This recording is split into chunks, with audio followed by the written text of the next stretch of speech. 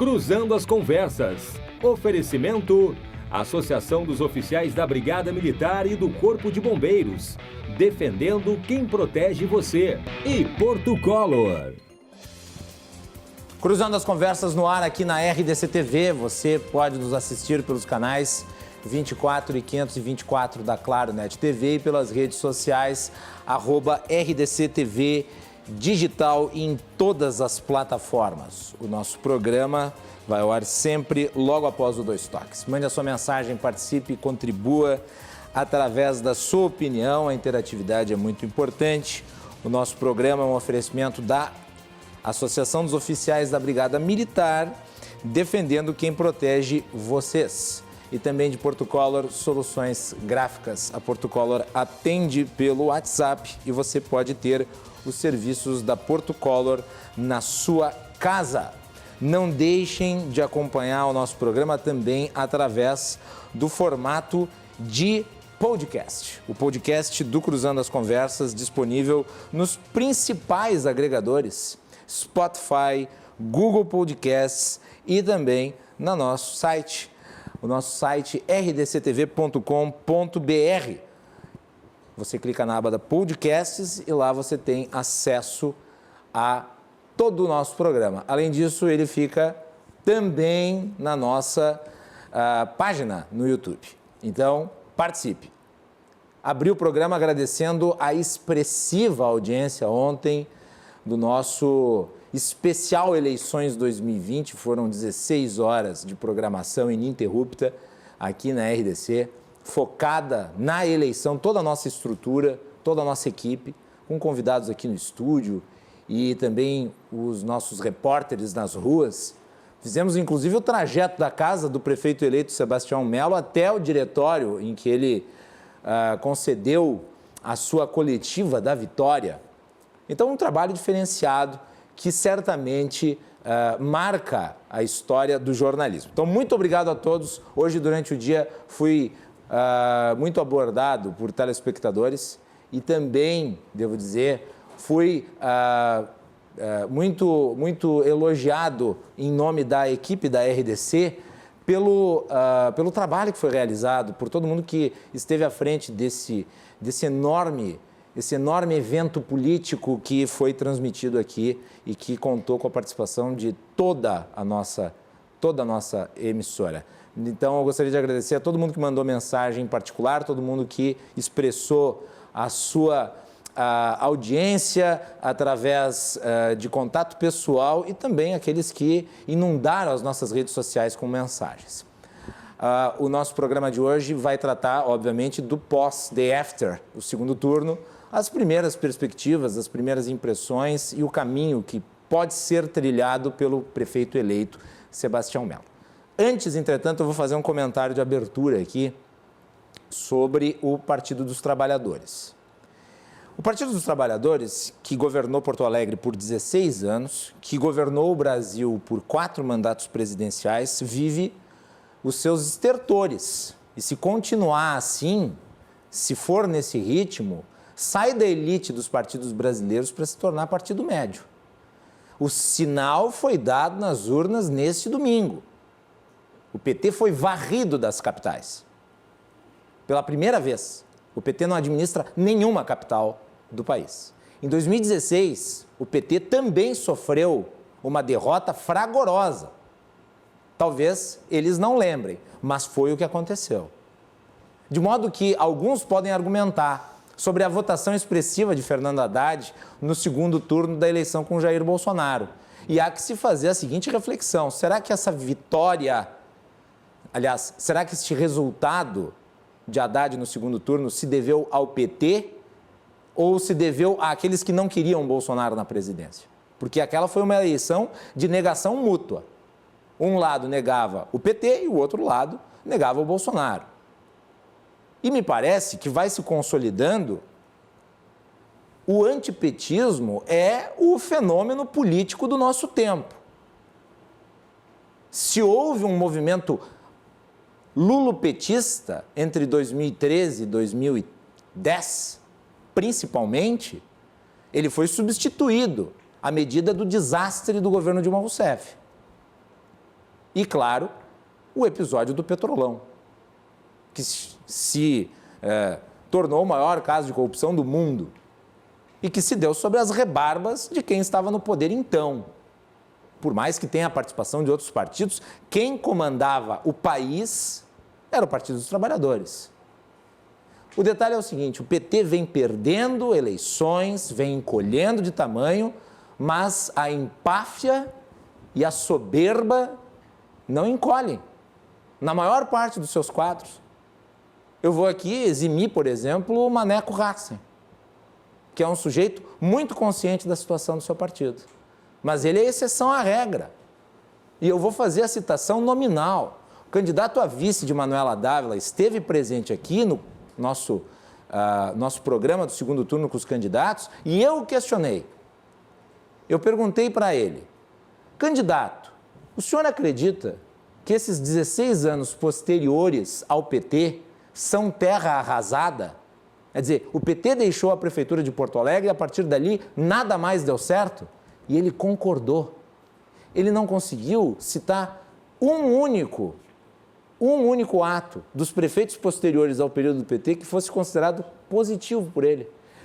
Então, basicamente o que ele fez foi, durante os 16 anos do PT em Porto Alegre, o céu e após o inferno. São esses raciocínios absolutos que geram o sentimento de rejeição ao Partido dos Trabalhadores, que não tem autocrítica, é incapaz de fazê-la. Quem esteve aqui no primeiro turno foi o ex-prefeito Raul Ponte, a postura exatamente igual. Exatamente igual. E daí cabe a pergunta. Se antes era o céu, por que a população, de forma majoritária e cada vez com maior número de votantes, se recusam a entregar a administração pública da capital novamente para esse partido? E por que esse partido deixou de ter candidato próprio para sobreviver como coadjuvante do partido que era então o seu satélite, o PCdoB, apoiando a candidata Manuela Dávila? É uma reflexão que o PT precisa fazer. Se quiser voltar um dia a ser relevante, terá de frequentar o divã político. E um ponto sobre Manuela Dávila. E não estou chutando cachorro morto. Não é isso. Não é atacar quem já perdeu. É porque os jornalistas, durante o período eleitoral, não podem expressar suas opiniões porque existe, basicamente, a Lei Falcão, estabelecendo os critérios de como é que se dá a disponibilização de tempo e a interferência entre os candidatos e os eleitores. É falar o que é fato.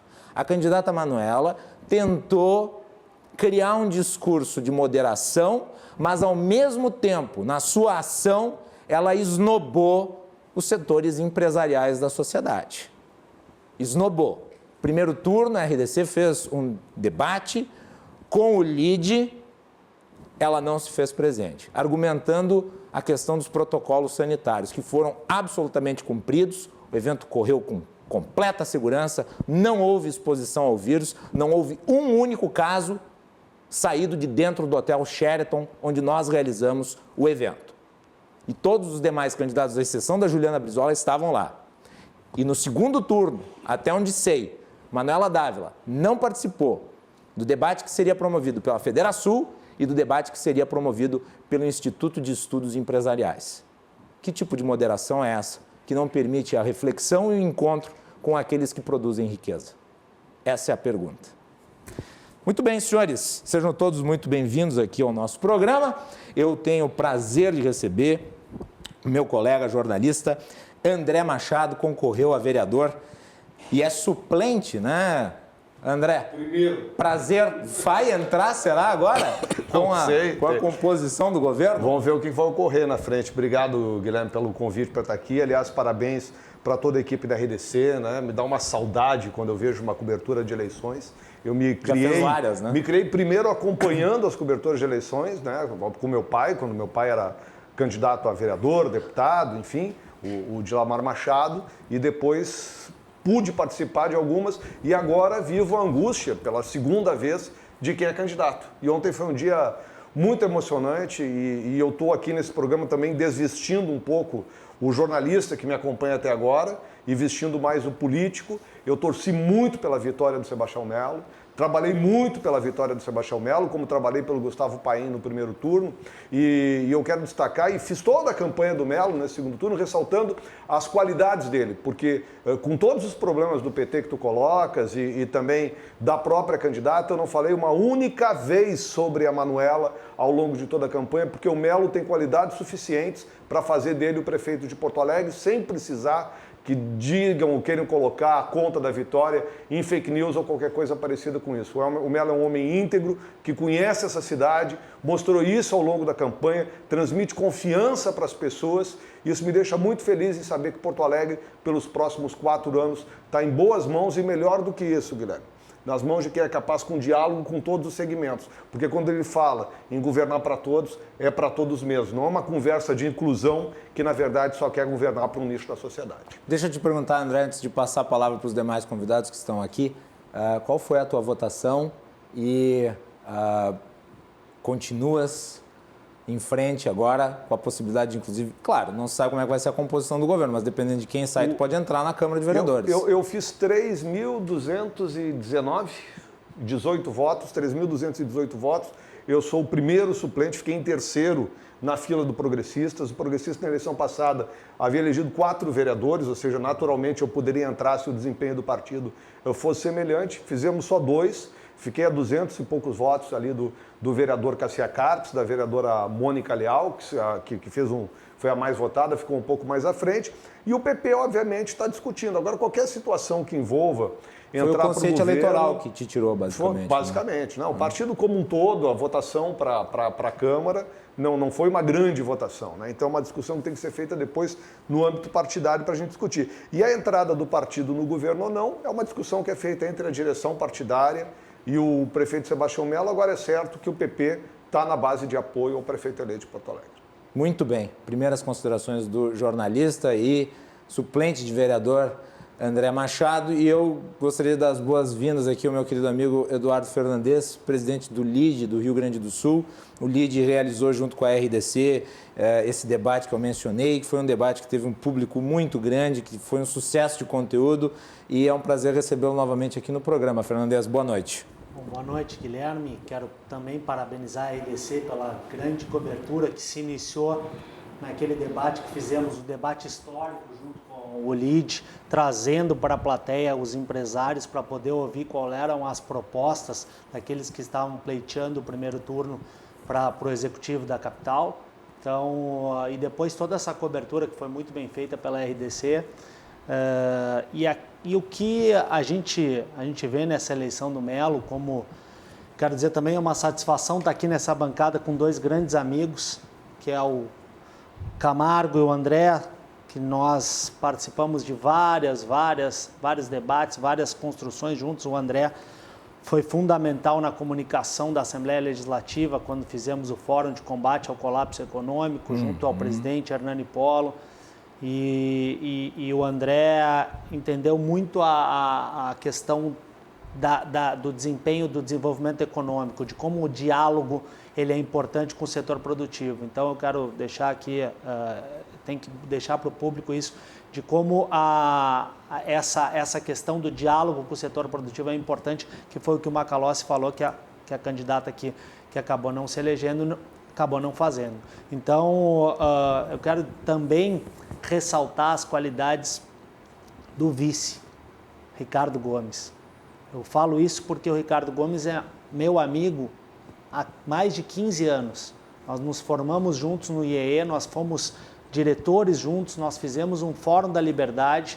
É uma pessoa que conhece a fundo o ideal liberal, conhece a fundo quais são as demandas do setor produtivo, de que forma vai vir o desenvolvimento econômico.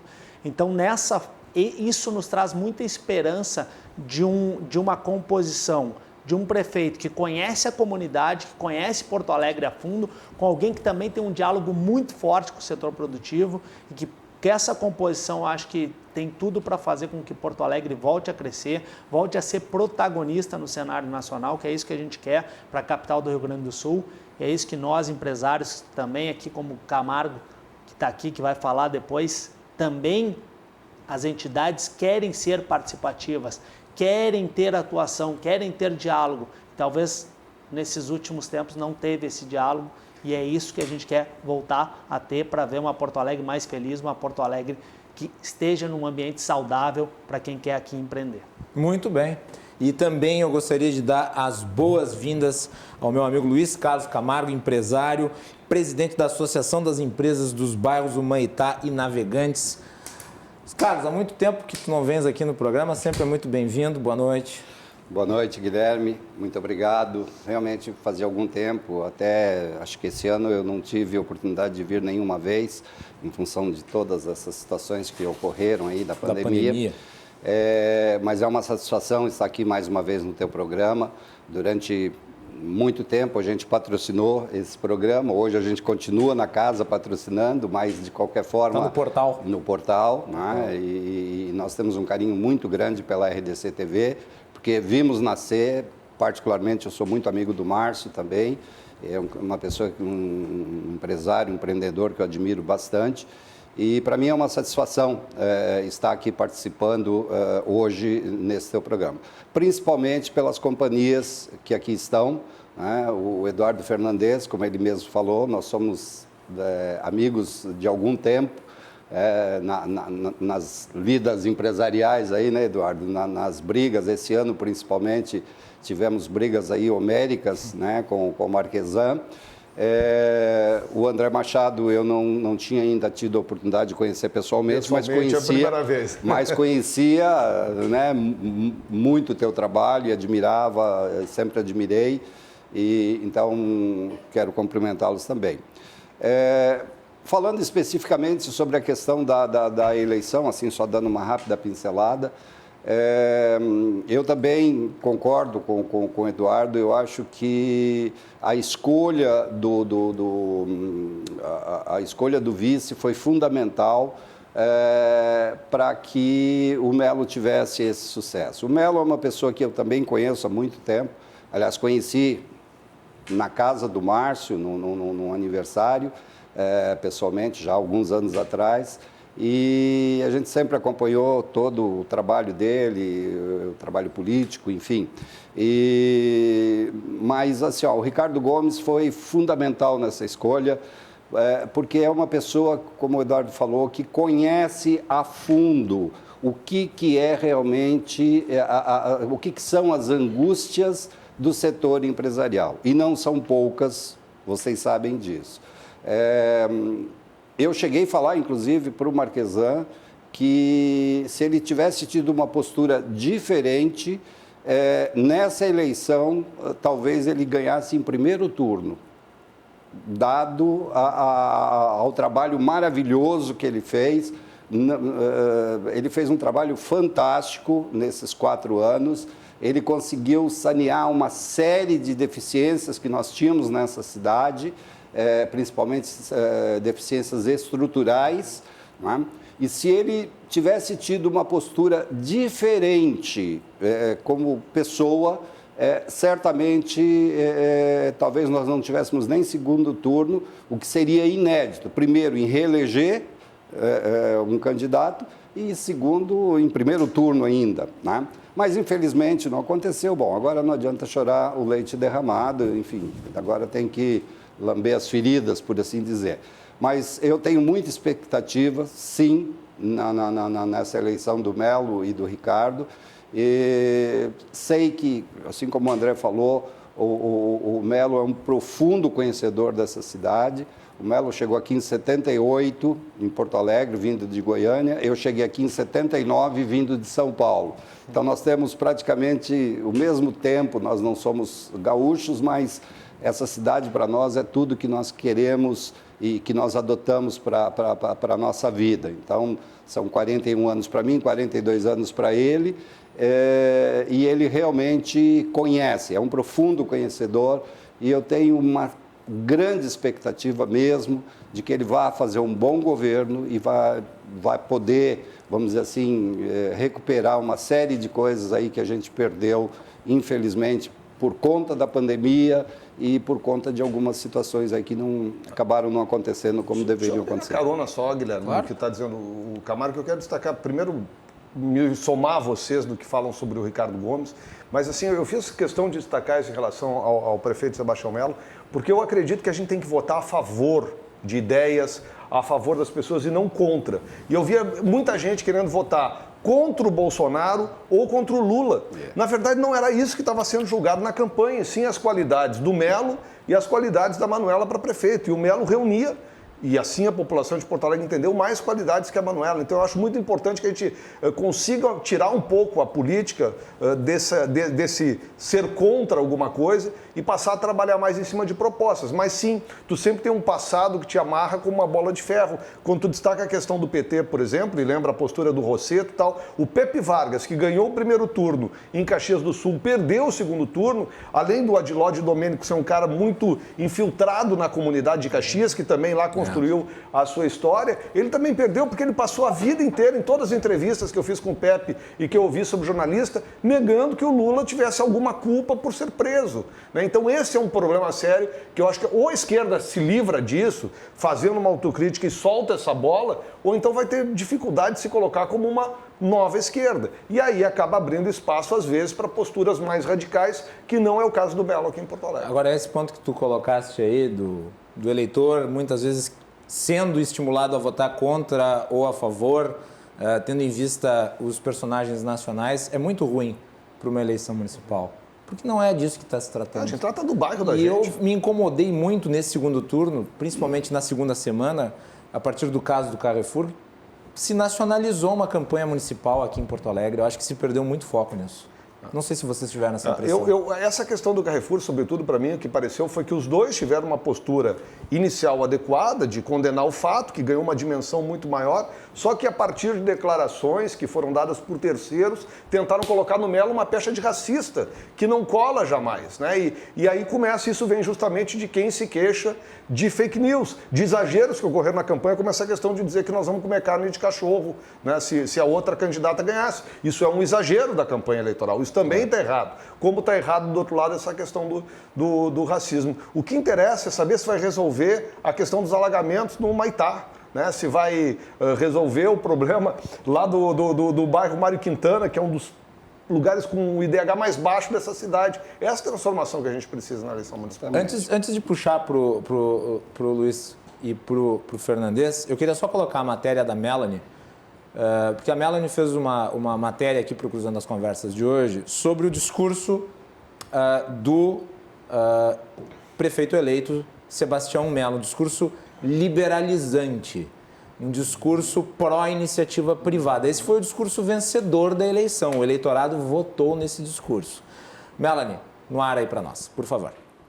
Eleito com 54,63% de votos, Sebastião Melo, do MDB, é o próximo prefeito a comandar a capital Porto Alegre nos próximos 4 anos. Um dia após receber a vitória nas urnas, iniciou o processo de transição de governo com o atual prefeito da capital, Nelson Marquesa Júnior, do PSDB. No encontro, o prefeito eleito reforçou um tema que foi tratado também como prioritário na campanha: as finanças e o desenvolvimento econômico do município. Melo afirmou durante a campanha que, se eleito, no dia 1º de janeiro, caso haja algum negócio fechado, um decreto será feito 1 minuto depois da posse, dizendo que toda atividade de Porto Alegre, com os protocolos necessários, irão voltar a funcionar. Além disso, para enfrentar a crise financeira que assola a cidade, assegurou que quer facilitar o empreendedorismo e afirmou que eliminará a exigência de alvará para a abertura de pequenos negócios. O candidato também disse que suspenderá as 5 parcelas de 20% de aumento de IPTU previstas a partir do próximo ano.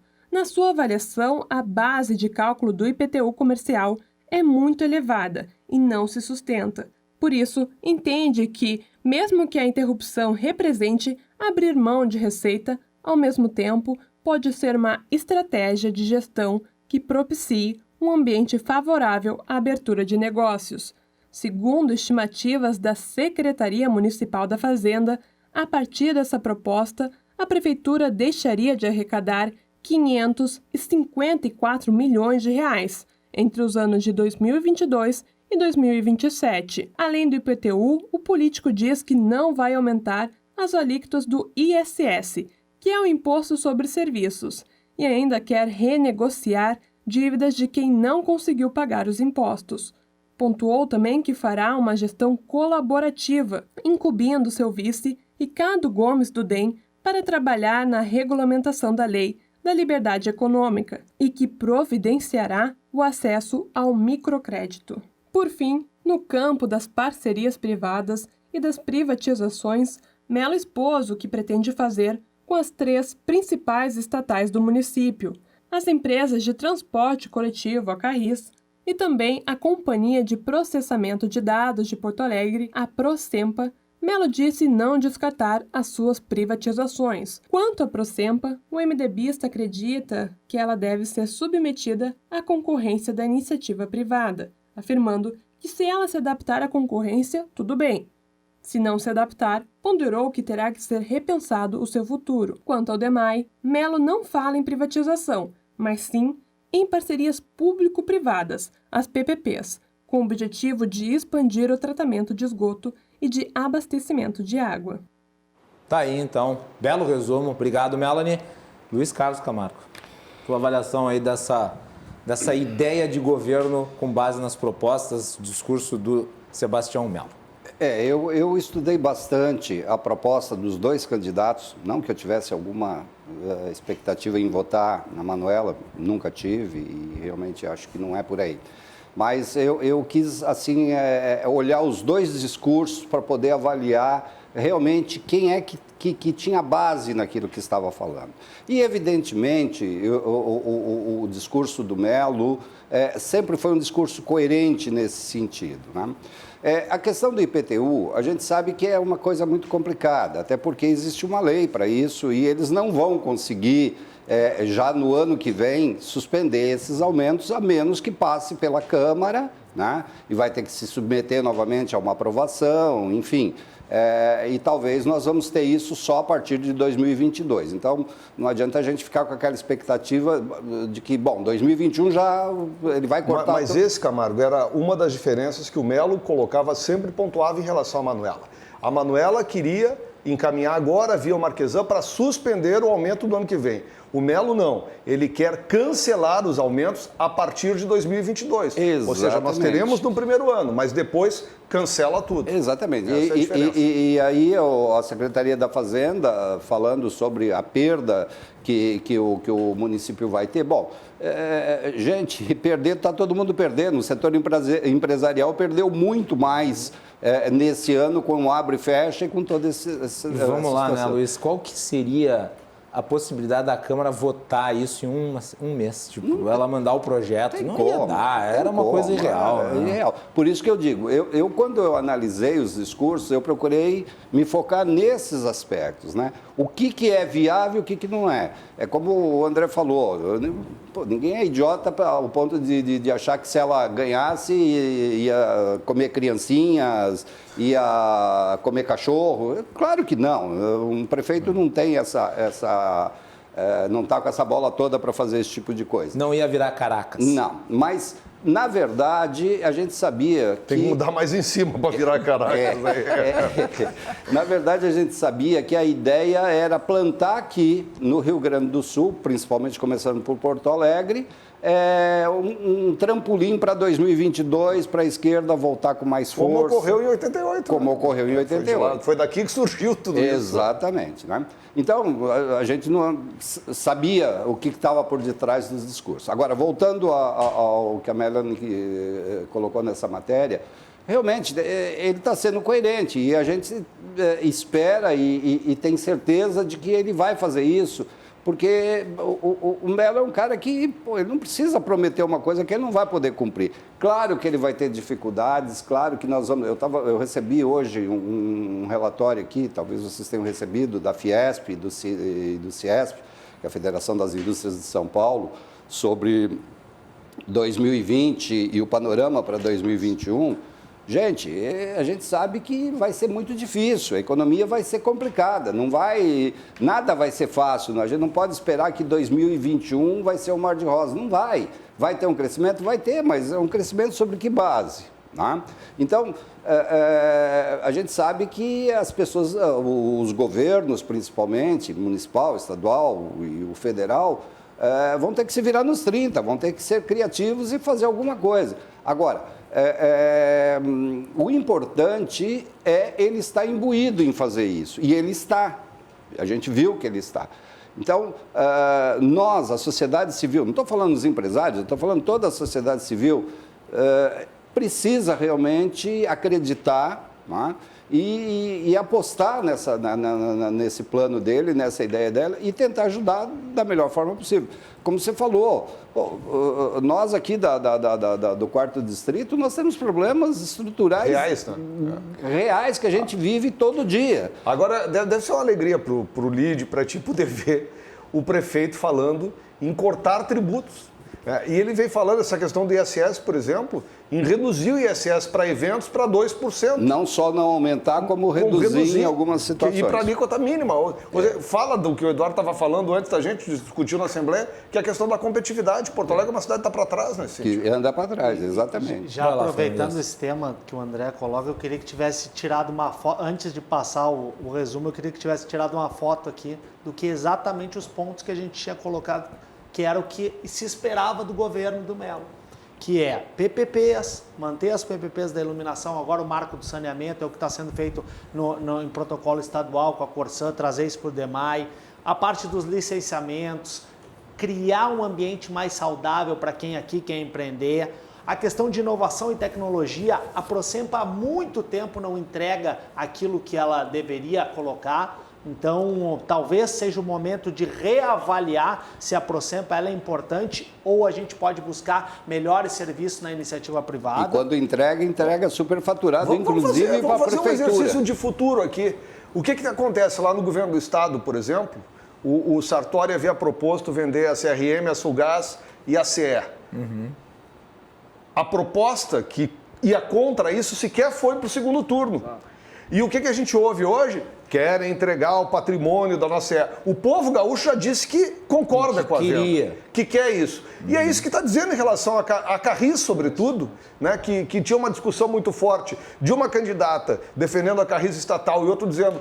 Olha, eu posso discutir, vender isso se for adequado. A população está validando esse projeto. E o que a gente vai ouvir ali na frente? Que estão tentando vender o patrimônio do povo de Porto Alegre e tal. A gente tem que mostrar o que ganha na urna. Não tem nenhuma enganação nesse sentido em relação ao que o prefeito disse. E a questão que ele coloca de redução de impostos, que é um limite constitucional, né, de 2%, isso foi feito quando foi o Jair Jorge, foi prefeito de Canoas, da demanda, isso a gente estuda sempre a administração, curva de Laffer, quanto menos imposto, maior a demanda, vai se arrecadar isso através de gerando mais demanda, gerando mais empregos, gerando mais negócios para a cidade. Então, é uma política muito adequada. E o único ponto que eu acho que ficou faltando aí, que deve ser muito bem avaliado, que é a questão do turismo. Eu acho que Porto Alegre tem que focar isso, turismo, centro de eventos. Chega agora, no mês de dezembro, 60% das pessoas que descem aqui no nosso aeroporto não ficam em Porto Alegre. Vão para Gramado, vão para Bento Gonçalves, vão para a Serra Gaúcha. E esse potencial de deixar 1 ou 2 dias essas pessoas aqui consumindo, aproveitando a nossa cidade, tem que ser muito bem avaliado pelo novo prefeito, porque eu acho que é uma demanda muito reprimida e um potencial que a gente deixa de colocar, de fazer com que Porto Alegre seja mais... Muitas vezes as pessoas perguntam, o que eu vou para Porto Alegre, o que eu posso fazer? Uma das demandas do prefeito amanhã, uma das discussões dele, é justamente sobre o projeto do Cais do Porto com o governador Eduardo Leite no encontro que tem amanhã. Aliás, eu acho isso é um diferencial para a cidade de Porto Acho Alegre. importante destacar, e foi uma das falas do prefeito eleito na oportunidade em que foi anunciada a sua vitória, ele imediatamente disse, eu quero marcar reuniões com o prefeito da cidade, com o governador do estado e com o presidente da República. Ao contrário de outros que queriam transformar Porto Alegre numa oposição, institucionalizar uma oposição política em Porto Alegre, o que ele está buscando é um consenso, porque é isso que importa para o cidadão de Porto Alegre. Na quinta-feira, boas relações institucionais. Quinta-feira vai ter uma foto assim do Melo com o Bolsonaro, dizendo que o Melo é bolsonarista, está aliado ao governo, não sei o quê. na verdade, não é nada mais do que uma relação institucional que tem que existir em qualquer nível. Mas é evidente. O prefeito, como é que um prefeito de uma capital, de um estado como o Rio Grande do Sul, não vai se relacionar com o presidente da República, Exatamente. seja ele qual for? E a proposta da Manuela era exatamente isso, né? Era bater do primeiro ano até o 4º ano de mandato, era bater de frente com o governo central, com o governo federal. Até o 4º não, porque são mais 2 anos, mas sabe-se lá. Mas era exatamente isso, era fazer uma oposição ferrenha contra o governo federal. Puxa, gente, nós estamos no mesmo país, nós estamos no mesmo barco, vamos dizer assim. Então, o que a gente tem que fazer? Tentar compor. É evidente que você não pensa como eu, não pensa como o Guilherme, não pensa como o Eduardo, e cada um de nós temos os nossos pensamentos, mas eu acho que assim, ó, a gente tem que tentar, e isso é uma das coisas que o sistema liberal proporciona, não é unanimidade de pensamento, mas é convergência de pensamento, de boas ações. E é como tu falaste, ele tem que sentar mesmo com o governador, tem que sentar com o presidente e tem que ver aquilo que melhor se adapta à nossa cidade. Facilidades, a gente sabe que a gente não vai ter, não vamos nos iludir, não vai ser fácil. Não estou sendo aqui negativista, mas eu acho que ser realista. 2021 vai ser muito difícil. Vai ser difícil. Como empresários, a gente sabe disso. Mas essa questão do diálogo, Camargo, eu acho importante ressaltar os números, e aí nacionalmente mostra que os partidos que se fortaleceram nacionalmente foram aqueles partidos mais equilibrados. A gente vê aqui, eu tenho os números aqui de população. O PSDB vai coordenar 16,2% da população do país. O MDB, 12%. O DEM, 11,5%. O PP, o Progressistas, 7,8%. Os partidos de centro. Esses são os partidos que a gente diz, os partidos de centro, ou os partidos mais equilibrados, que tem uma política mais tradicional de diálogo com os dois lados, de não um radicalismo exacerbado, uma guerra, tudo é via guerra, tudo é via confronto. Eu acho que a população está buscando mais uma conciliação, um trabalho que olhe para esse lado, olhe para aquele. O radicalismo, quem perdeu muito nessa eleição foi o radicalismo. É verdade. E aqui a eleição do Melo mostra exatamente isso que o André colocou. Ele é uma pessoa muito preparada e que dialoga muito bem com todas as pessoas, com a comunidade e talvez com o setor empresarial, que talvez não fosse uma demanda tão que ele dialogasse tão bem. Ele tem um vice que dialoga muito bem, então essa composição acho muito bem colocada. O Melo é bom para isso, ele já era, quando vice-prefeito, ele conversa com os empresários, então, ele conversa com os sindicatos, que normalmente, no caso do Marquesan, foi uma das grandes dificuldades do prefeito Marquesan, discutir com os municipários. O Melo tem essa qualidade. O grande problema do Marquesan foi exatamente isso. Está de aniversário hoje, parabéns para o prefeito. Ele está de aniversário? Parabéns. Foi menos capacidade administrativa e mais gênio. Exatamente. Então, assim, ele começou a bater primeiro com os sindicatos, depois começou a bater com a Câmara. E aí, gente? E depois, agora, mais precisamente nesse ano, os próprios empresários, quer dizer... Ele brigou com o Gustavo Paim. Brigou com o Paim. Como é que alguém briga com o Paim? Entendeu? Então, fica realmente complicado. Agora, essa característica, André, eu acho que o Melo realmente, ele tem... que é assim, é um cara, até o jeitinho dele, aquele jeitinho caipira, aquele sorrisinho dele, é uma coisa que cativa as pessoas, né? Aquela coisa, aquele sentimento humilde, assim, cativa as pessoas. E eu acho que é por aí, não adianta sair dando paulada em todo mundo e quem manda sou eu, enfim, eu tenho a caneta. Não é bem assim. A gente sabe que o cara que tentar fazer isso aí, ele não consegue. Nas empresas a gente não consegue isso, né? Que dirá na iniciativa pública. Não tem como, gente. Na minha empresa, se eu quiser chegar lá e falar para os meus colaboradores, olha, vai ser assim e acabou. Aqui, eu vou perder minha força de trabalho. Na minha associação, que eu presido já por 4 anos, estou indo para o 5º ano de presidência, tudo é conversado, tudo é negociado. A gente conversa na Associação das Empresas da Humaitá Navegantes, a gente conversa entre os diretores e tal. Tudo é negociado, tudo tem que ser conversado.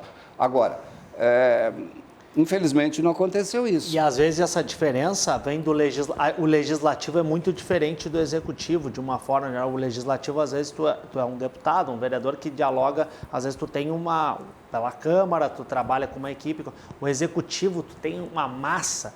Tá no dia a dia, tu tem que coordenar várias pessoas, várias secretarias, tu tá no dia a dia com as pessoas, então tem algumas dívidas que algumas pessoas não conseguem se adaptar, não digo que é uma característica que acontece. Foi o problema do Marquesan nesse processo, e aí, que era um grande cara do Legislativo. O Marquesan fez uma gestão muito boa, como o Camargo falou, era um grande deputado, foi um grande deputado, mas talvez essa dificuldade de fazer algumas interlocuções... Eduardo, deixa eu te roubar uma fala ali, porque a gente estava conversando lá fora, e justamente sobre essa questão de radicalismo, de ser um pouco mais centrado, né? Enquanto a população escolheu para governar no executivo pessoas mais centradas, as grandes votações do legislativo se dão justamente para aqueles mais radicais. Claro, porque é o perfil do cargo. Aqui em Porto Alegre, Carey Santos, Pedro Rua de um lado, Felipe Camozato e a comandante Nádia de outro, representam um pouco isso, né? São pessoas com um discurso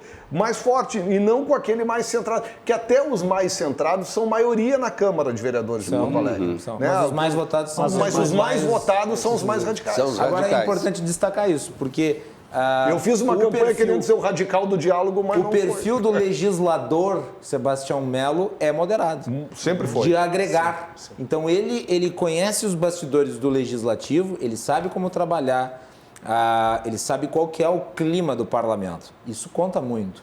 E a composição da Câmara de Vereadores vai lhe dar uma margem substancial para aprovação de projetos. Portanto, ele, por assim dizer, claro que as condições econômicas vão ser adversas, mas do ponto de vista político e da sua experiência, do seu modus operandi, da sua tradição de fazer política, ele tem a faca e o queijo na mão para fazer um bom governo. Ele tem na oposição, assim, 10 vereadores de esquerda, né, mais radicais, onde o mais experiente é o Pedro Ruas. O Pedro Ruas e o Robaina, que já tem alguma estrada. Os outros vão chegar, assim, com uma vontade de derrubar portas. E então vai precisar, e eu acho que o Melo vai conquistar, porque ele sempre foi um homem de diálogo. O Melo sempre soube ter diálogo com o Pedro, com a Fernanda Melchiona, com a Jussara Coni, né, que eram pessoas próximas a ele dentro da Câmara. Agora, e ele vai derrubar isso aos poucos. Só me pergunto se esses vereadores que tu menciona, que são novos vereadores, muito identificados com a pauta identitária da esquerda nova e menos com a pauta social e desenvolvimentista da esquerda mais antiga, se com o modelo de atuação do Melo, eles não vão ficar meio que deslocados. Vão ficar a ver navios. Vão ficar a ver navios. Porque tentaram construir no Melo justamente essa pessoa que não é. Ontem, no ato do Melo, na Protásio Alves, quando a gente estava ali no final do dia, estava lá a Camila, que foi candidata a vereadora pela Cidadania. A Camila é uma mulher negra transexual e ela optou pelo Melo. E ela passou a campanha inteira ouvindo que era capitã do mato, que era vendida, porque ela não podia, como mulher negra e transexual, ter optado pelo Sebastião Melo. E quando tu começa a destruir essa pauta, porque o Melo destrói isso, porque o Melo é preocupado com a igualdade, o Melo é preocupado com o combate ao racismo, esse segmento que quer fazer só essa discussão identitária acaba perdendo o discurso. E o Melo vai tirar o discurso. Tomara. Vai lá.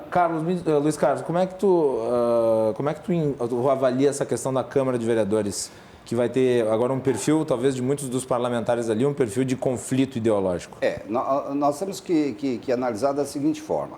11 dos atuais 36 eleitos, né, são radicais de esquerda. Né, isso já está definido. Depois tem aqueles que são mais de centro, né, de direita, assim, extrema direita não tem ninguém, a não ser a Nádia, enfim, mas também é uma pessoa liberal. Tem a Fernanda Bart. A Fernanda Bart. O Bobadra, talvez. O Bobadra, exatamente. Ao né? Bolsonaro. Mas assim, eu acredito que nessa próxima legislatura vai haver assim, mais possibilidades de diálogos. Porque alguns dos que estavam lá hoje não estão mais. O Pujol, o próprio Nedel, enfim, que eram vereadores mais gabaritados, com mais experiência e que pesava, vamos dizer assim, de uma certa forma, a posição deles. Então, eu concordo contigo. Vai ter o Schirmer esse ano, que tem o Schirmer que tem uma boa capacidade, tem uma boa capacidade legislativa. Seria o líder ideal para essa bancada governista. Então, me parece que vai haver um pouco mais de facilidade, primeiro, pelo perfil do Melo, que não é um cara de bater, que não é um cara de brigar, que não é um cara de sair, desculpa a expressão, dando porrada em todo mundo. Mas, se ele fosse, ele estimularia esses parlamentares. Estimularia. Ele não vai fazer Exatamente. Então, na minha opinião, tomara que isso se concretize, vai ser mais fácil de administrar o legislativo e, consequentemente, as coisas acontecerem. Porque quando o Leonel Hadi vier com o discurso que vem fazendo nas redes, acusando o Melo de fascista, o Melo vai chegar e vai dizer aqui, vem cá, Hadi, vamos sentar aqui e conversar. Deixa eu te explicar a minha história. É assim e tal. Ele destrói esse discurso. Porque esse discurso é fácil de fazer sozinho. Sim. Né? Mas quando você está pegando e enfrentando alguém, fica mais difícil. O Melo vai conquistar esse processo. Em 2018, quando o Bolsonaro foi eleito, o Stedley, aquele pessoal de esquerda, né, que iam sair para a rua, que iam matar, que iam fazer, que iam não sei o quê, que ia ter sangue, que não sei o quê. Quer dizer, esse discurso não sobreviveu. Não sobreviveu porque a população não quer isso, a população não quer esses confrontos, esses enfrentamentos. A população quer que as coisas aconteçam, que se resolvam os problemas. E agora falando da mesmo nossa os radicais ligados ao Bolsonaro tiveram que baixar a bola. Baixar a bola, porque inclusive foram também repudiados nas urnas. Exatamente, a gente viu, né? Então, agora, um grande desafio que eu acho lá, que o prefeito eleito tem é a composição do seu secretariado. Porque ele colocou, são diversos partidos apoiando, e de que forma vai se compor com esses partidos a questão de ter grandes nomes técnicos, porque o que a gente falava aqui, o prefeito ele pode ser muito bom, mas se não tem pessoas boas juntas, a prefeitura não vai decolar. Então, esse é um desafio que o Melo vai ter, de compor, através de todas essas alianças que foram feitas para o segundo turno, de trazer os melhores quadros, equilibrando a questão política e a questão técnica. Porque a gente também não espera que só venha cargos políticos aí, e vai ser cobrado. Então, eu já deixo, aqui já é um ponto que a gente vai cobrar bastante, que não tenham só cargos políticos para serem indicados para a secretaria. A gente espera um equilíbrio de trazer pessoas gabaritadas tecnicamente, ali já se foi colocado até um nome, não estou dizendo que esse vai ser, mas César Schirmer é um nome que é um capacitado na segurança, fez um trabalho e é um cargo político. Então, num equilíbrio de trazer um caso estamos falando de um nome. Do Ikeda, por exemplo. Mas talvez um desafio que vem agora e neste momento da transição do Melo de que forma, com tantas alianças que foram feitas para o segundo turno, compor um quadro e, na minha opinião, tem que compor um Dream Team, um time dos sonhos. Exatamente. Porque tem uma possibilidade de fazer uma prefeitura, um legado de 4 anos fantástico, mas tem que compor um secretariado de caras gabaritados e que também... Deixa eu aproveitar, Fernandes, que esse ponto que tu traz é fundamental e lançar aqui uma ideia e ver o que vocês acham. Aproveitar o Ricardo Gomes, que é a experiência que ele tem no setor empresarial como secretário. Ele não quer. E eu acho que ele tem toda a razão. Que ele diz assim, o que o Ricardo tem dito? Porque ele foi secretário de desenvolvimento do Marquesã e saiu pela questão do... O que o Ricardo tem dito? Primeiro, que ele foi eleito para ser vice-prefeito. Eu também acho. E ele não pode estar num cargo onde ele possa ser demitido. Que foi o que aconteceu com o Paim. Ele acabou criando uma coisa. E uma outra situação. Como substituto do prefeito, ele tem que cobrar dos secretários. Então ele tem que estar um patamar acima como vice-prefeito. Como é que ele vai estar no mesmo? Se ele é secretário como os outros, como é que ele vai cobrar? Exatamente. Acho que o Ricardo está muito certo. A pasta da Secretaria Econômica pode ficar com a decisão e ele pode colocar a influência de quem vá. Mas uma indicação dele para a pasta. Uma indicação e alguma coisa nessas linhas econômicas. Quando nós vínhamos para cá, minha esposa e eu, no caminho aqui para o estúdio, a gente vinha conversando exatamente sobre isso. vai depender de como ele vai montar o secretariado dele. Eu entendo que ele fez várias coligações e que cada um vai querer, né, reclamar ali uma beiradinha.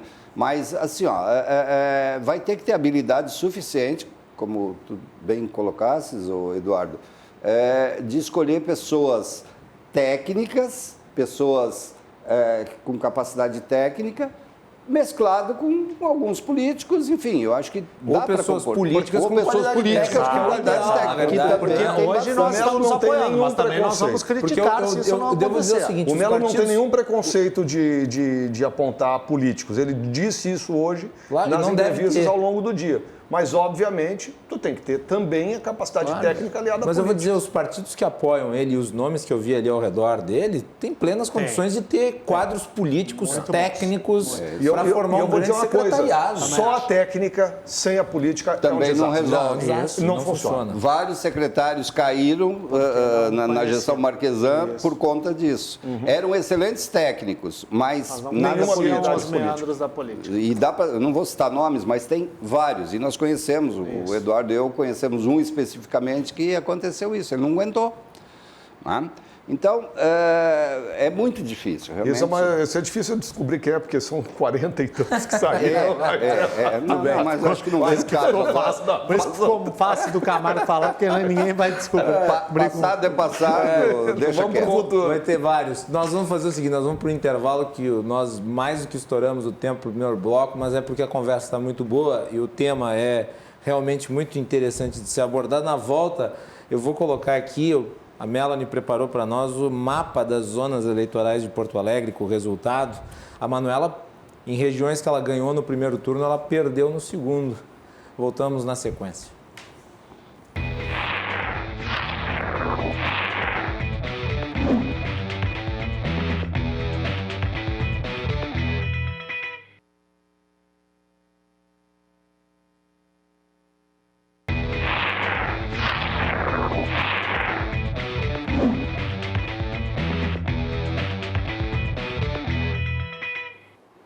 Cruzando as Conversas está de volta aqui na RDC TV nesta noite de segunda-feira.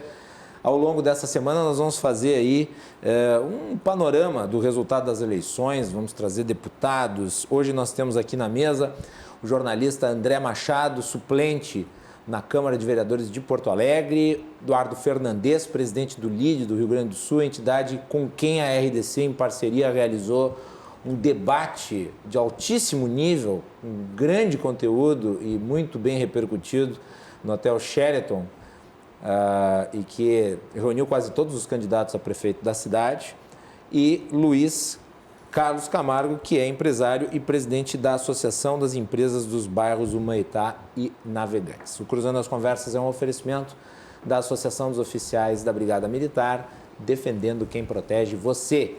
E também de Portocolor, soluções gráficas. A Portocolor atende pelo WhatsApp e você pode ter os serviços da Portocolor na sua casa. O nosso programa pode ser acompanhado pelos canais 24 e 524 da Claro Net TV, pelas redes sociais, @RDCTV Digital. A Melanie preparou para nós também os mapas da capital. Mapas das zonas. Porto Alegre é dividida em zonas eleitorais e nessas zonas eleitorais nós tivemos os vencedores do primeiro turno e do segundo turno. Então, vou pegar o mapa do primeiro turno. Vamos colocar aí, a fonte é do G1. As regiões em verde são Sebastião Melo, o vencedor, e Manuela Dávila em vermelho.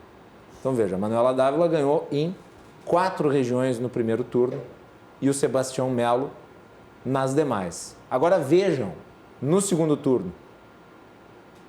No segundo turno, a Manuela Dávila ganhou apenas em uma região, apenas na zona 159. Vamos botar os dois resultados está aí, então, primeiro turno e segundo turno. Então, mesmo nas regiões periféricas, mesmo nas regiões mais pobres, mais afastadas, claro, não em todas, mas na maioria delas, o Sebastião Melo foi vencedor. e não tem ali a discriminação que tem no G1, mas essa tem região, regiões que ele ganhou com 60% essa região dos onde a votos. Manuela ganhou é Lomba do Pinheiro, Bom Jesus, parte do Partenon, Perfeito. que ocupa aí. Então, nessas regiões, são regiões pobres também, ela ganhou. Mas em outras regiões, Pobres. onde está a Restinga, onde está o Mário Quintana, que eu fiz a referência, que é a região com menor IDH de Porto Alegre, que está lá acima. O Maitá, Navegantes. O Maitá, Navegantes. As Ilhas. A região das Ilhas, que é outra região de extrema pobreza. O Rubem Berta. Nessas regiões todas, quem ganhou foi Sebastião Melo. De modo que E assim, é só outra importante coisa- destacar, não existe monopolista do discurso de pró-pobres. E uma Não coisa existe importante dizer, a Manuela ganhou, foi pequena a diferença na região da Lomba do Pinheiro. Foi 2 pontos. Onde ela ganhou. E o Melo, no eleitorado da segunda zona e da 111, se não me engano, fez quase 60%, ou mais de 60%. Ou seja, com uma diferença A bem Manuela significativa. perdeu para o número de abstenções. Foram mais abstenções. Primeiro Melo, depois abstenções e depois Manuela. Ficou em terceiro. Bom ponto, bom ponto. Então é importante destacar isso. O Melo ganhou em regiões da cidade com uma diferença muito grande e a Manuela, na que ela venceu no segundo turno, foi uma diferença mínima. Mas sabe o que me chama a atenção? A gente estava falando antes sobre a questão legislativa e essa questão do segundo turno. Essas zonas eleitorais são zonas, quando nós referimos aqui, por exemplo, o Rubem Berta, onde o pessoal do PCdoB, do PSOL, faz muito voto. E, no entanto, o Melo ganha a eleição lá. Ganha lá. Né? E a Lomba do Pinheiro foi onde mais ou menos se manteve o que tinha. Então é interessante as pessoas votam mais radicalizado para o legislativo, mas, no entanto, querem alguém que confie mais para o executivo. Mas o Foi isso Melo que tem um aconteceu. histórico muito bom, né? Quando foi vice-prefeito, de conhecer as comunidades, Isso. de sempre... Ele E tem ele trânsito. tem isso no discurso, de que o prefeito ele não tem que estar dentro da prefeitura, ele tem que estar circulando pela Enfia o pé cidade no para barro. ver os problemas. E achei interessante numa entrevista que ele disse que prefeito e feijão funcionam bem sob pressão. Então essa foi uma frase interessante de que é alguém que está preparado para sofrer a pressão de um cargo difícil, com finanças que não está fácil gerir hoje Porto Alegre, mas que já tem um estofo de conhecer a comunidade e também de... Sobre pé no barro. Só pegar os números exatos aqui, André. Nessa região, eu vou pedir só para colocar de novo o mapa do segundo turno na capital, para o público acompanhar. Nessa região, que é a região 159, a Manuela teve 51,02% dos votos. Foram 32.397 votos. Sebastião Melo fez 48,98%. É perto, né? Então, vejam, muito perto. Agora, vejam, nessas duas regiões mais verdes que vocês estão vendo, que são as verdes mais consistentes, são onde o Sebastião Melo ganhou com maior diferença. Então, vocês vejam ali, na região 111, o Sebastião Melo ganhou com 62,66%. A Manuela fez 37,34%. E na região ao lado, que é a 112, o Melo fez 60,15% e a Manuela fez 39,85%. Tudo Zona Norte também. Praticamente o dobro. Praticamente o dobro, né? Vai lá, Luiz Carlos. O que me preocupa, na verdade, ainda falando sobre o futuro, agora mesmo eu estava vendo aqui que com o avanço da pandemia o governo suspende cogestão e veda permanência em ruas e praias. Hoje ele Então o Melo diz que a partir do dia 1º de janeiro ele vai lançar um decreto e tal. A gente precisa ver até que ponto isso realmente vai funcionar dessa forma, porque... Até que ponto pode? Até que ponto pode, porque vai criar talvez um problema que o Marquesan criou com o Leite, na questão de judicializar essa liberação de protocolos. Né? Então, isso é uma dificuldade a mais que a gente vai ter que contar também a partir do próximo ano, enquanto não se resolver essa questão da pandemia. Mas o compromisso do Melo é manter os negócios abertos. Esse é o compromisso dele. Não é necessariamente... ele ainda falou sobre questões sociais, nas quais me preocupa muito as questões dos eventos. Tu pode haver alguma restrição. Sim. Né? E tu tem que ter distanciamento. Mas o comércio vai ter que estar aberto. Mas nesse Não vai decreto, fechar. esse novo decreto, Camargo, não fecha nenhuma... Não fecha nada. Não. fecha nada, apenas, shopping segue apenas aberto. eventos sociais, tem restrição de horários ao comércio para as 20 horas. Exatamente. Bares até as 22 horas. Eu acredito que o governador ele faz isso durante 2 semanas para tentar fazer alguma contenção para não chegar no final do ano e ter que segurar, que é época importante para o comércio, é época importante talvez dos bares, de ter uma certa confraternização. Então segura talvez na primeira semana que o pessoal está aqui e de repente dá uma soltada. Eu espero que seja dessa forma, nós esperamos. E eu te digo que a eleição, eu não acho que a eleição seja culpada por nova onda, mas ela contribui efetivamente. Evidentemente. Não há como você ser candidato e aí você vai lá e dá o cotovelo e alguém vem te abraçar, tu vai fazer o quê?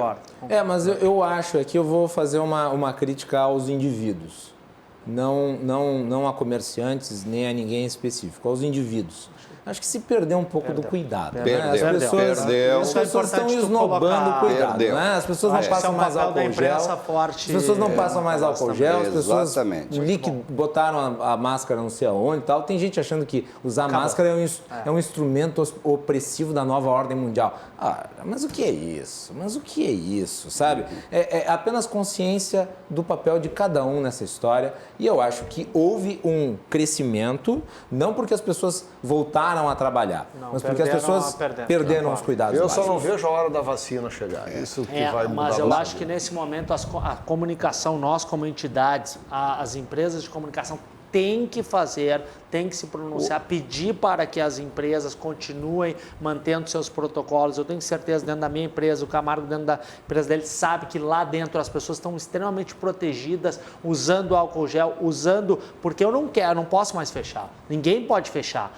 O comércio não pode mais fechar. Mas também tem que se ter uma contrapartida. E hoje o Parlamento Gaúcho... Desculpa, André, mas o evento que a RDC realizou com o LID é a prova de que se você fizer as coisas com controle, não vai haver contaminação.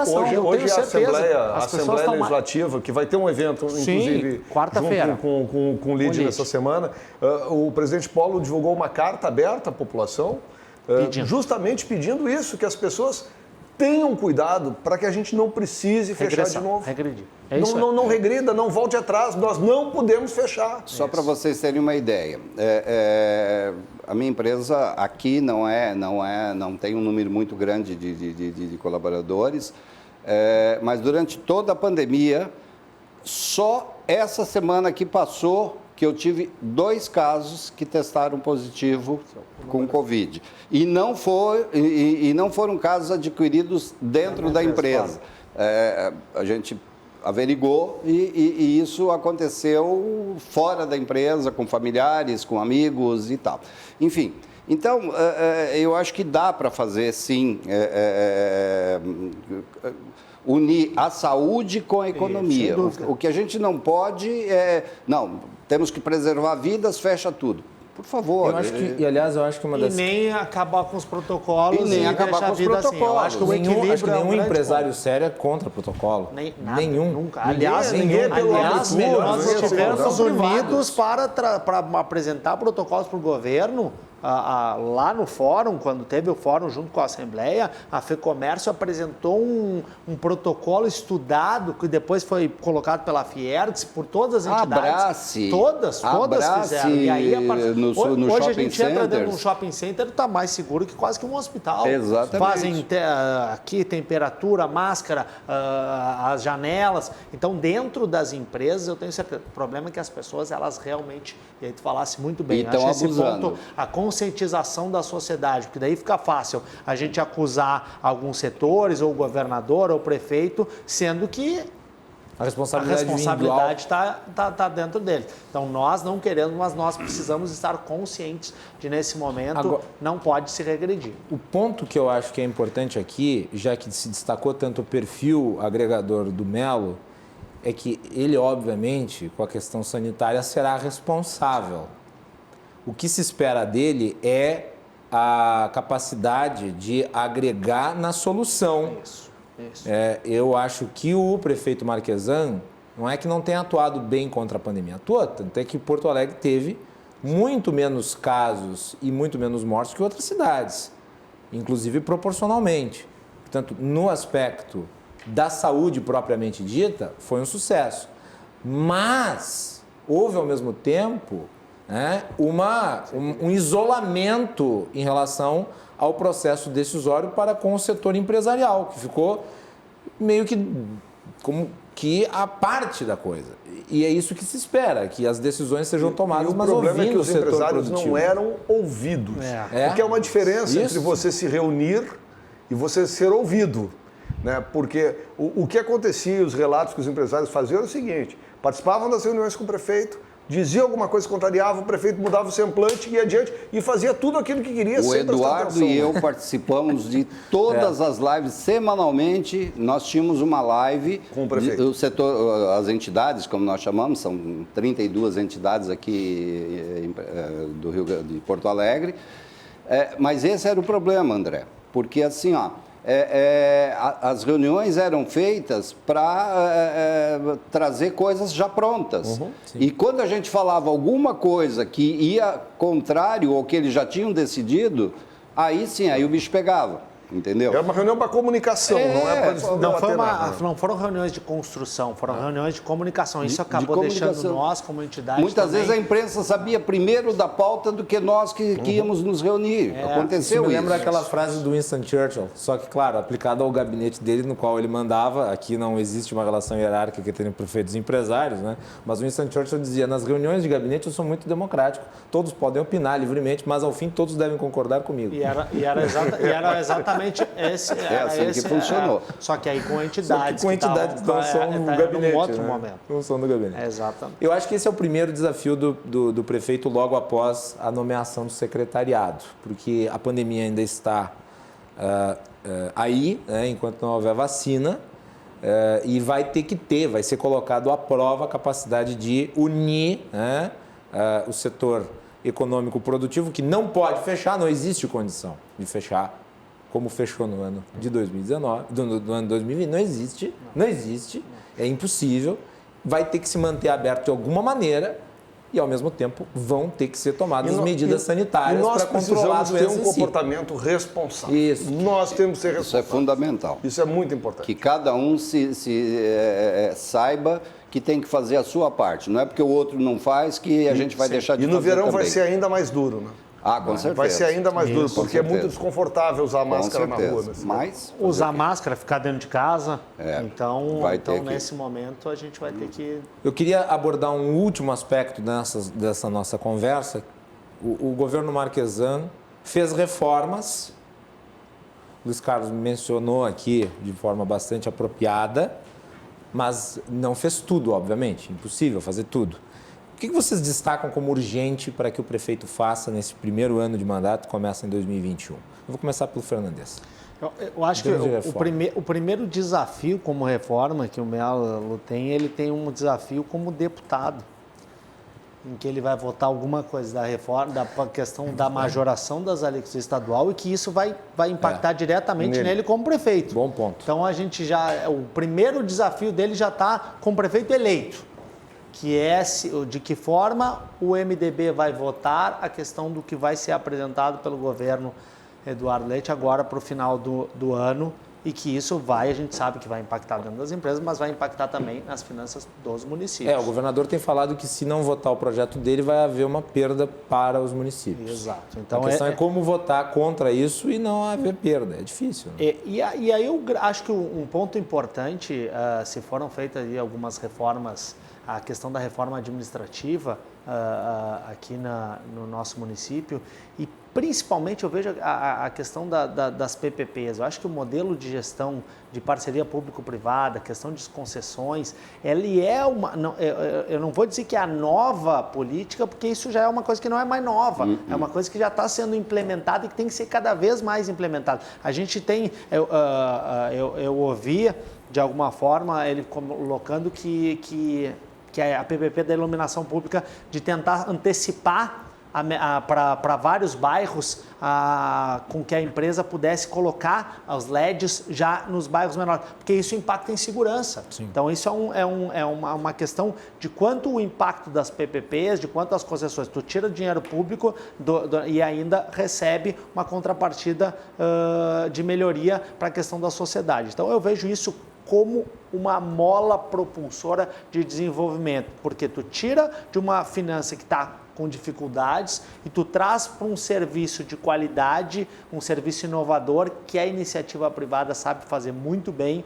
e de uma forma mais eficiente. Então, eu vejo que na questão de, não sei se entraria no ponto reformas, mas é uma questão na gestão dele de prioridades, é manter aquilo que... E aí eu acho que, como tu falasse, André, o Mello ele é um cara muito conciliador, ele falou, as coisas que estão dando certo, Marquesan, vão ser mantidas. E a questão das PPPs, o que está sendo bem colocado tem que ser mantido, tem que ser priorizado e aprofundado. Então, esse é um ponto importante. O desafio ele tem agora nessa transição de como deputado, que é a questão do que vai impactar nas finanças de Porto Alegre. Eu concordo com o Eduardo aí, porque, na realidade, os serviços todos são demandados. E o que a prefeitura precisa fazer, se vai ter menos recurso entrando em caixa, e isso vai ter, é tirar dos seus ombros alguns pesos que tem, que pode ser na conservação de parques e praças, na questão da própria tarifa de ônibus, que o prefeito tem... Agora, esse é um assunto, certamente ele vai discutir com o Bolsonaro em Brasília, porque o governo federal precisa auxiliar os municípios nessa questão. Tem que tirar esse subsídio que existe. A Carris, por exemplo, se é para entrar, tem que entrar no sistema inteiro e não para uma empresa só. E há um outro ponto, que tem uma discussão agora que está em andamento na Câmara, nem vi a posição do prefeito Mello, mas foi encaminhado ainda pelo prefeito Marquesan, que diz respeito a custos fixos e permanentes do município, que é a questão dos funcionários, dos municipários. E ninguém está querendo aqui tirar direitos, expectativa de vida das pessoas. Mas o gasto com funcionalismo precisa caber dentro dos recursos do município de Porto Alegre. A prefeitura não pode existir única e exclusivamente para pagar a sua folha de pagamento. Hoje eu estava vendo um tweet da vereadora mais votada de Porto Alegre, a vereadora Karen Santos, onde ela termina falando, dizendo que Marquesan quer tirar direito dos municipais, dizendo assim, o nosso mandato é para defender os trabalhadores municipais de Porto Alegre. Eu espero que os mandatos de todos os vereadores sejam para defender a cidade de Porto Alegre, os moradores da cidade de Porto Alegre e não as corporações. Quando a gente coloca as corporações acima da cidade, e não estou falando aqui em precarização do serviço público, porque a gente pode fazer o mesmo serviço público em parceria também com o setor privado, em alguns pontos, onde ele for possível, né? Não vejo por que não esse problema desse que ele tenha qualidade. A gente não pode colocar a corporação acima do interesse de Porto Alegre. E isso eu temo que em alguns momentos isso venha a ocorrer na Câmara Municipal por parte do processo. Discutir isso vai ser um bom desafio para o Mello. E vamos lembrar qual foi o discurso vencedor. É sempre porque importante lembrar. É o discurso que majoritariamente se colocou como ganhador do processo eleitoral. Não foi o discurso do mantenimento das coisas como estão. Ou do inchaço da máquina pública. Ou inchaço. Se não, o que a gente está falando aqui de bom, a gente vai cobrar. O Mello disse hoje que não vai inchar a máquina pública. Foi um discurso reformista. Perfeito. Reformista. Esse foi o discurso que ganhou a eleição. Por isso que eu falei aqui... Claro, a oposição tem o direito de se manifestar. É evidente. Ninguém está censurando a oposição. Mas a gente tem que lembrar a oposição que vai pra ganhou um discurso. E vai para voto na Câmara. Exatamente. Por isso que eu mencionei aqui que a gente não pode tirar os méritos do Marquesan, porque ele, desde o primeiro momento, ele tentou fazer exatamente isso. Fez a reforma administrativa... fez várias coisas que carrearam para esse tipo de situação. As parcerias público-privadas, que, pasmem, só nesse ano conseguiu-se tirar aquele impeditivo de que não se podia fazer no município uma parceria público-privada para saneamento básico. Pô, isso é um absurdo, gente, pelo amor de Deus, o que nós vivemos no século XXI. Me desculpe, posso? Só um ponto. Pois não. Me impressiona quem se afirma como defensor do direito dos negros, dos pobres, das pessoas que moram na periferia, ser contra a PPP de saneamento básico em um país onde a maior parte da população não tem Não acesso tem e saneamento. são os negros, os pobres e as pessoas que moram na periferia que estão mais nessa precisam situação. disso, que Quer dizer, estão nessa- é contra o recurso privado a ponto de querer que as pessoas morem em cima do esgoto a céu aberto. E uma lei municipal proibia qualquer tipo de parceria.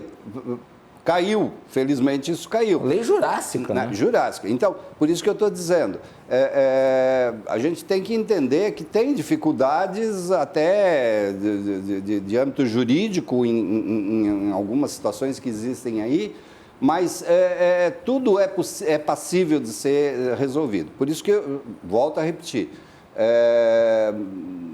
tem que dar os méritos para o Marquesan nesse aspecto. Ele fez muitas coisas boas, né? Infelizmente pecou em algumas coisas de ordem comportamental, enfim, mas isso tem que ser dado continuidade. Então, as reformas aqui, o Guilherme se manifestou, na minha opinião, são essas. Manter as que já foram feitas, né? Nós não podemos ter um retrocesso aí, inchar de secretarias e um monte de coisa. Tinha secretaria para tudo quanto é coisa aqui, né? E o negócio foi enxuto, enfim.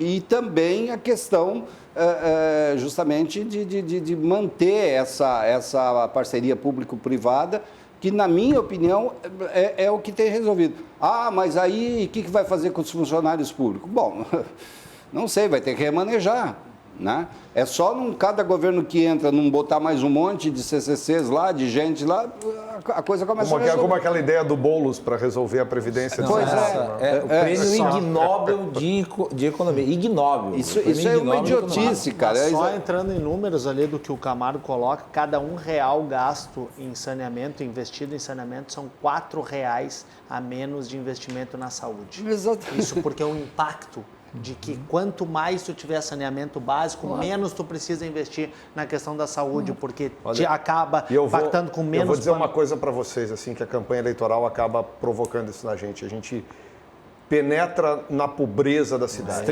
E Porto Alegre tem regiões muito pobres, muito pobres. Muitos de nós circulamos muito aqui nesse centro, nos deparamos com uma vila, outra no meio do centro. Mas agora vai para a Não periferia, dentro, tem gente que vive em condição indigna ainda em Porto Alegre no século XXI. Isso é revoltante. E a gente precisa justamente transformar a vida dessas pessoas e não se valer delas para construir um projeto político. Gente, olha, de novo estouramos o tempo do segundo bloco. Eu queria agradecer muito a presença de todos aqui. Foi um panorama inicial. Já acabou? Nós temos mais um terceiro bloco, mas o terceiro bloco é com o nosso correspondente em Brasília, João Carlos Silva. E eu gostaria muito de agradecê-los aqui pela participação aqui no nosso programa. Vão voltar outras muitas vezes. É um prazer sempre recebê-los. Vou deixar com as palavras finais. Luiz Carlos Camargo. Obrigado, Guilherme. Obrigado, amigos aqui da bancada. Foi realmente uma participação muito interessante. A gente aprendeu bastante coisa com vocês. Vocês são pessoas também muito experientes. E eu agradeço essa oportunidade de poder manifestar as ideias, não só como empresário, mas as ideias da associação que eu presido, que embora o nome seja Associação das Empresas Humaitá Navegantes, hoje nós temos uma abrangência em todo o 4º distrito, quer dizer, não se restringe só ao Humaitá Navegantes. Vai ter que mudar o nome da associação. Já até pensamos, mas tem uma série de coisas aí que complicam. Mas, então, agradeço pelo convite e estou sempre à disposição, Guilherme, tua e da tua produção, quando for necessário, se eu puder acrescentar alguma coisa com a minha participação, para mim é sempre um privilégio. Sempre acrescenta e foi um prazer rever o amigo. Muito obrigado. E, Fernandes, obrigado também pela participação. Vai ter evento, então, do LIDE com a Assembleia Legislativa? Como é que vai ser? Qual que é o tema? Na quarta-feira, um seminário de competitividade, trazendo o tema da competitividade pela primeira vez. Uma Assembleia Legislativa traz para dentro, nacionalmente, traz o tema da competitividade. O presidente Hernani Polo teve essa capacidade, o André trabalhou muito tempo lá dentro, de entender que a competitividade ela é muito importante para os negócios, para o desenvolvimento do Estado, e isso era usado dentro do Executivo, era usado dentro das nossas interlocuções com o Poder Executivo e trazer isso para o Legislativo. Então, nós teremos essa pauta Legislativo, Executivo, trazendo o ranking de competitividade dos estados, que baliza como é que é a questão de saneamento, infraestrutura, inovação, tecnologia, todos os pilares que colocam por que um estado está melhor que o outro. Então, a gente vai fazer isso na quarta-feira. E eu quero agradecer novamente à RDC por toda a parceria que nós iniciamos lá em outubro, fizemos aquele primeiro debate e hoje, para mim, é uma honra estar aqui falando sobre a eleição do nosso prefeito da capital, mas também quero parabenizar todos os prefeitos que foram eleitos em primeiro turno e agora os que foram eleitos em segundo turno. O LIDE é uma instituição nacional e estadual, então nós esperamos que os prefeitos façam uma gestão com interlocução com o setor privado, uma gestão inovadora, que isso certamente vai fazer com que o Rio Grande do Sul cresça nos rankings de competitividade, cresça e volte a ser protagonista no cenário nacional. Isso que a gente quer, trazer investimentos para cá, ter uma sociedade harmônica com o Rio Grande do Sul sendo referência. Muitas vezes a gente ouvia, o Rio Grande do Sul, mas o Rio Grande do Sul está ruim, a terra de gente competente, coisa. E é isso que a gente quer novamente trazer, e com esses novos prefeitos eu tenho certeza que a gente está com esperança de que o Rio Grande do Sul e as cidades todas possam se fortalecer. E a interlocução com o setor privado, quem traz desenvolvimento é o setor privado, não o setor público. O setor público, ele serve e às demandas da sociedade. Muito bem.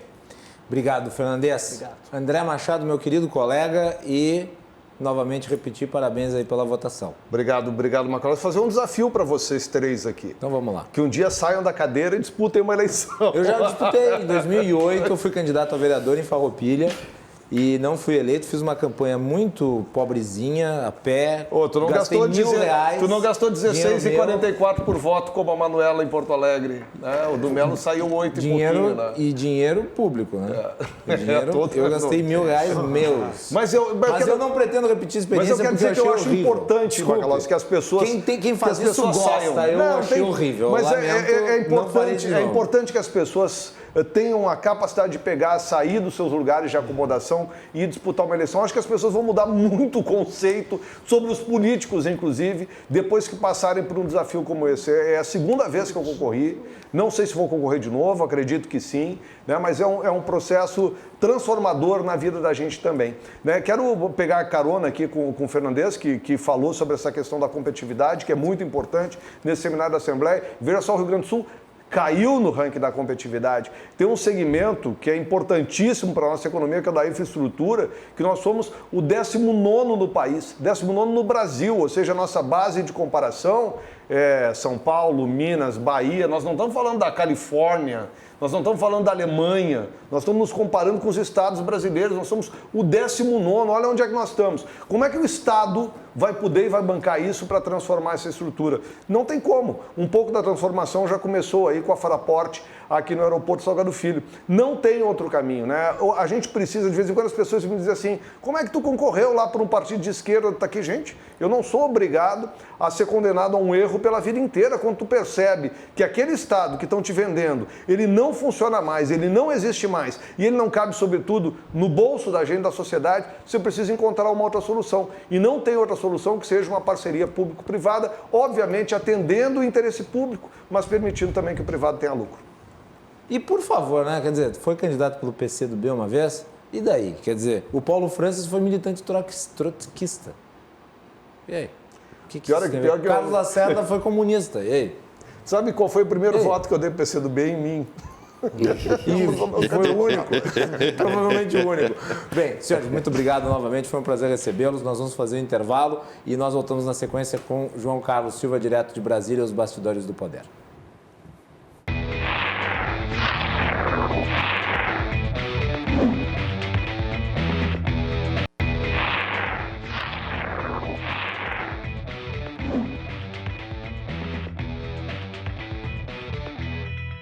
O último bloco do Cruzando as Conversas aqui na RDC TV Você nos acompanha pelos canais 24 e 524 da Claro Net, pelas redes sociais, @RDCTV Digital, em todas as plataformas, Instagram, Facebook, Twitter e YouTube.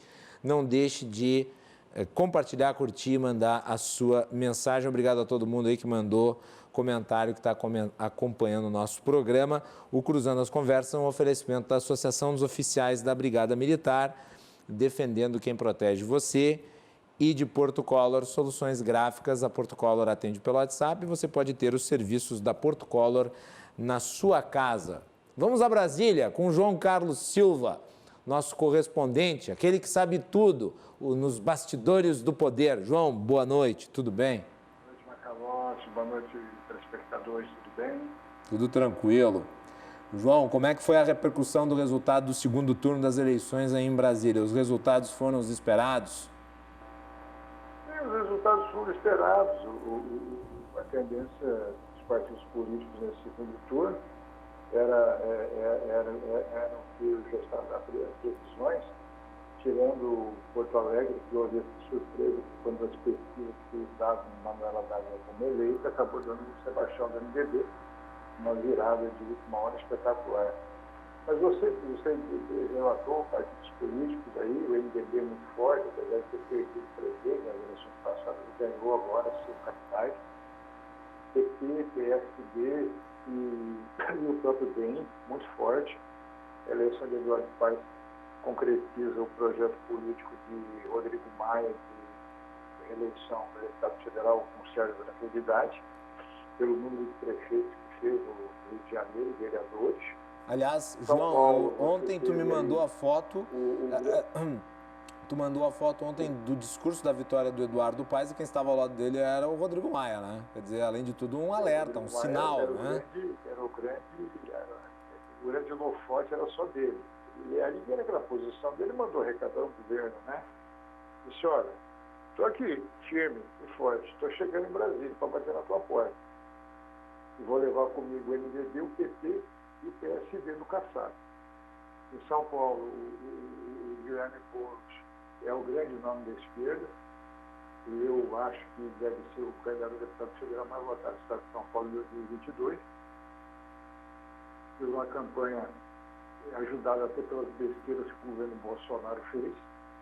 O governador Dória, uma coisa impressionante, Macalossi, telespectadores, o Dória, com 51% de rejeição, foi o governador paulista da história que mais prefeitos elegeu no interior. É um dado curiosíssimo. Você teve em Boa Vista a eleição recorde do candidato a prefeito, o vice-prefeito atual virou prefeito, 80 e tantos % de aprovação popular nas urnas de votos. Romero Jucá voltando à cena política. Você teve em Alagoas, Maceió, o clã Renan Calheiros perdeu a eleição para a JHC. Você teve em outros estados também, em Goiânia principalmente, a grande liderança política de Iris Rezende, mais uma vez elegeu um prefeito, o Mangueto Vilela, de saúde muito delicado em São Paulo. Ele está internado, né, João? Ele está numa situação muito complicada, o Mangueto Vilela. Pois é. Está com Covid. Pois é, e ganhou a eleição numa votação expressiva. E a gente vê tudo isso, todo esse jogo político, e vê que o presidente vai ter problemas se ele não reorganizar o seu governo, reorganizar os ministérios, fazer a divisão do bolo. O governo dele vai ser muito complicado, porque os partidos políticos que tiveram uma ascensão nessas eleições vão vir no linguajar popular papando atrás do que são deles, né? A divisão. Como o Alexandre Calil, prefeito de Belo Horizonte, que chegou há pouco na emissão de televisão e entrevista, o PSD, só para tomar café, não resolve no governo, tem que ter espaço. Quer dizer, já são cobranças que estão vindo de prefeitos eleitos com grande sufrágio de votos. O governo vai ter que se virar, se mexer para arrumar espaço para todos esses partidos políticos que tiveram uma ascensão muito grande aí no contexto eleitoral. E um detalhe importante, a grande articulação do MDB nessa questão das eleições do segundo turno, tanto no primeiro, na composição de chapas, na articulação política, igual o ex-presidente Michel Temer, o papel primordial, principalmente em São Paulo, na escolha do vice-prefeito na chapa de Bruno Covas, a chapa vitoriosa. Mas foi o calcanhar de Aquiles do Bruno Covas, né, João? Porque o vice do Covas era um personagem envolvido em muitas situações complicadas e ele ficou um tanto quanto esquecido aí, quer dizer, ficou à margem da campanha. Foi o maior foco de críticas contra o atual prefeito de São Paulo, né? Apesar da vitória expressiva do Bruno Covas, talvez o calcanhar de Aquiles na campanha tenha sido o vice. E o Bruno foi muito cortês com o seu vice, ele protegeu muito o vice durante a campanha. Sucessão de erros em São Paulo canalizou para a eleição do Bruno e o segundo turno com Mouros. O presidente Bolsonaro, ele fez uma leitura errônea da eleição de 2020. O seu grande grupo político o acompanhou em 2018 fracassou espetacularmente. Fragorosamente. A sobrevida de todos eles em 2022 será muito complicada. Agora, eu acho que, tudo bem, do ponto de vista do resultado eleitoral, os bolsonaristas mais renhidos foram derrotados. Mas isso não significa que 2022 esteja jogado.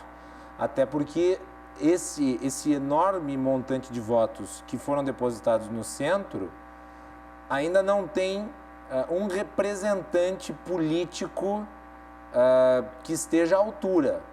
Não tem ninguém consolidado para esse eleitorado de centro, que daqui a pouco, tendo que fazer a escolha entre Bolsonaro ou alguém de esquerda, pode fazer a escolha por Bolsonaro, mesmo sob essas circunstâncias. Com todo esse...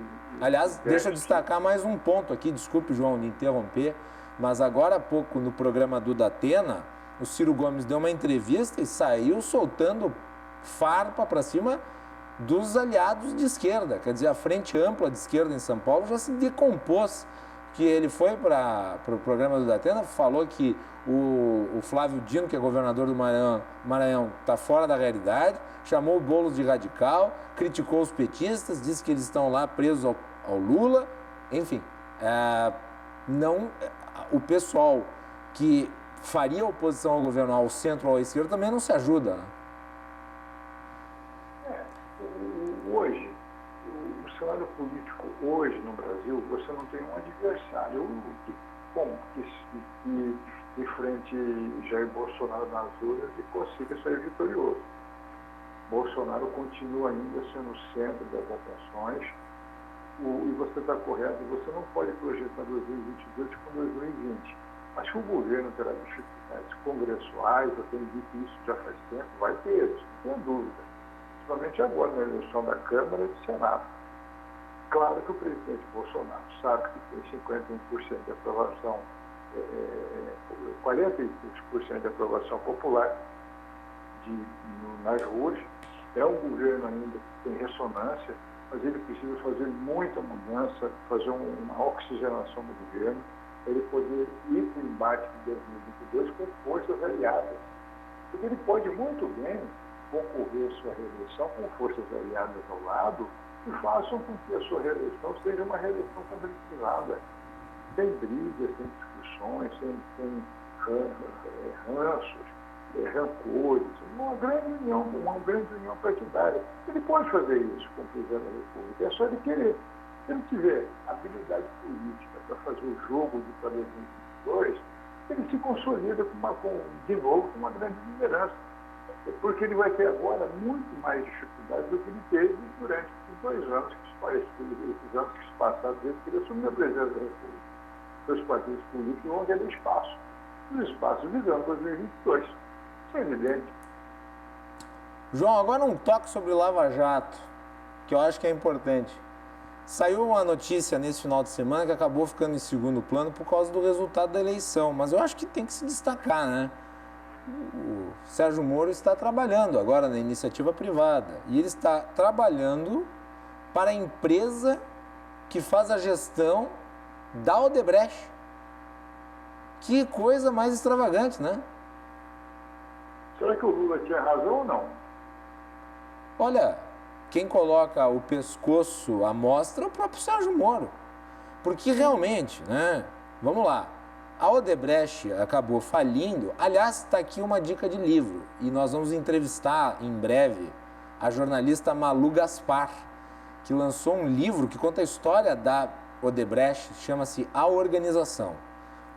Já anunciando para o nosso público, nós vamos conversar com a Malu Gaspar sobre este livro. A Odebrecht, ela caiu em desgraça depois do Petrolão. E ela perdeu o negócio, ela perdeu dimensão. E, obviamente, as decisões jurídicas afetaram a empresa. E daí aquele que tomou as decisões jurídicas passa a trabalhar para a empresa que faz a gerência da Odebrecht pós-falimentar. É muito estranho, João. É como a mulher de César, não basta ser, tem que parecer. Não parece. Sérgio Moro queria ser, a todo custo, ministro do Supremo. Isso era evidente. Quando ele aceitou, ele desligou da magistratura para assumir o Ministério da Justiça no governo Bolsonaro, mas de olho numa cadeira no Supremo. Ele errou quando ele entrou no governo para, digamos assim, espionar o próprio governo que ele pertencia. Quando ele saiu atirando para todo lado, já saiu em desvantagem. Acho muito difícil o nome dele ser ungido nas urnas como um candidato que venha a eleição para o presidente da República. Muito difícil. E ainda mais agora, nessa atitude que ele teve. Claro, o profissional liberal ele tem que assumir, se é sobreviver, ele assume qualquer grande causa, grande empresa. Agora, não precisava deixar batom na cueca, né? É verdade. Falando nisso, né? A cueca tem sido um ambiente pouco auspicioso na política brasileira nos últimos anos. João, eu gostaria de agradecer a sua participação, nós mais que estouramos o tempo. Amanhã tu voltas aqui no Cruzando, sempre no último bloco. Um abraço, obrigado. Boa noite a todos, um grande abraço. João Carlos Silva, direto de Brasília, aqui para o nosso programa. E nós vamos ficando por aqui. Boa noite a todos e até mais.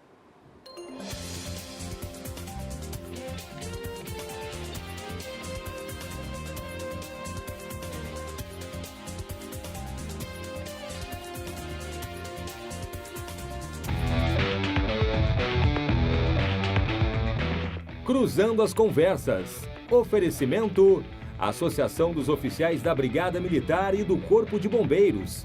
Defendendo quem protege você. E Porto Color.